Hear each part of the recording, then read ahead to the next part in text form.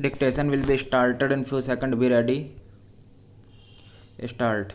It is true that in the instant case there is no agreement available on record to indicate that the purchase was made for the purpose of export.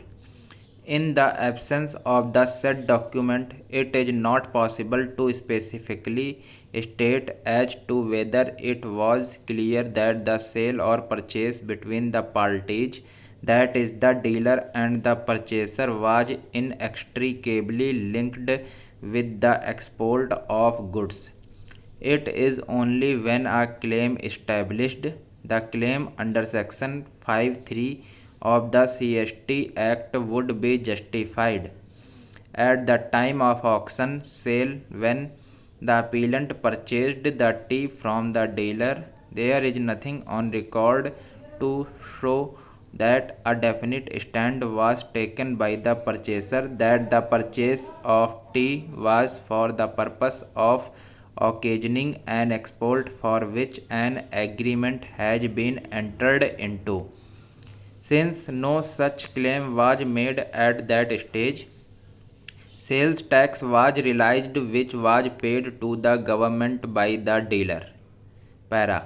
However, there is a clear finding recorded by the assessing authority that the export documents were verified by him with the accounts from which it is indicated that the entire exports were effected pursuant to the prior contract or prior orders of the foreign buyers, and that the export sales are supposed by bills of lading, export invoices, and such other valid documents.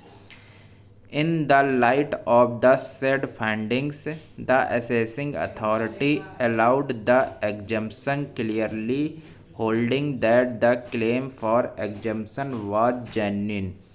The next two authorities, namely the appellate authority and the tribunal, agree with the said findings, and there does not appear to be any serious challenge to the said findings before the said two authorities. Para. So far as the refund is concerned, the assessing authority, the appellate authority, as also the appellate tribunal have clearly recorded a finding that when a dealer has paid the tax in excess of what is due from him, it has to be refunded to the dealer in as much as the dealer is entitled to receive a refund.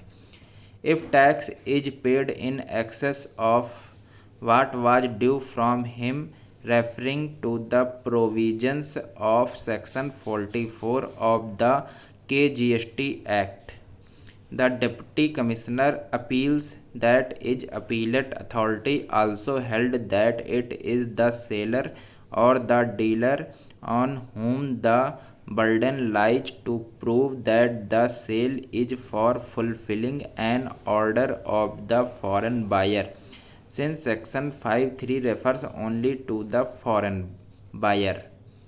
Thanks for watching.